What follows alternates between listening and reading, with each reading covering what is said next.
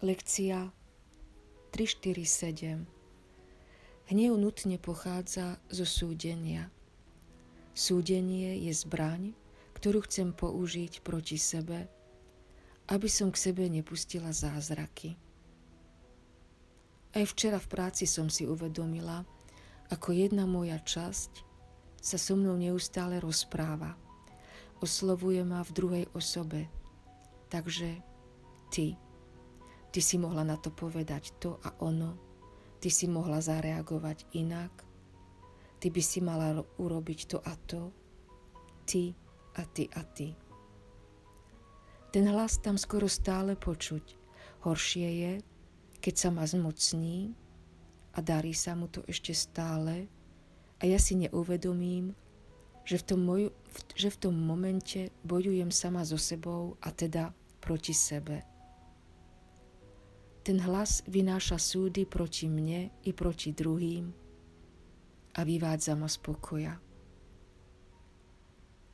Neuvedomujem si, že rebelujem proti Božej vôli, že sa ma práve zmocnila moja malá oddelená časť a tá sa snaží presadiť namiesto toho, aby som si s odstupom uvedomila, že mi táto malá časť mňa môže krásne poslúžiť, ukazovať mi na to, čo som si ešte neprijala, teda vlastne neodpustila.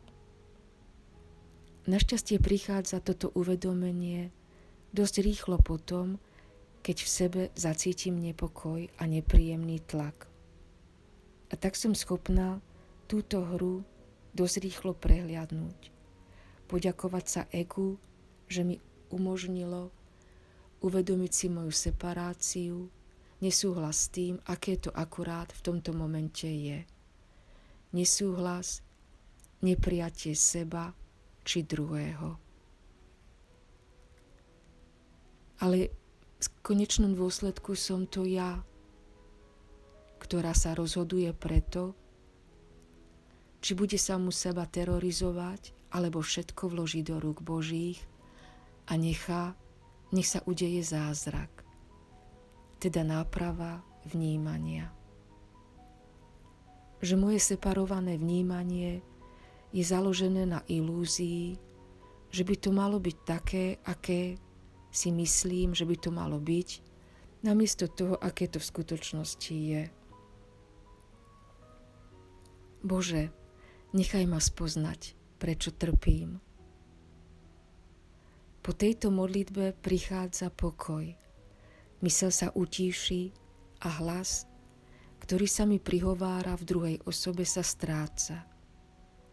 Prichádza kľud a viera, že sa všetko deje správne, že som presne na tom mieste, kde mám byť a v takom vzťahu, aký nám navzájom spoločne najlepšie poslúži.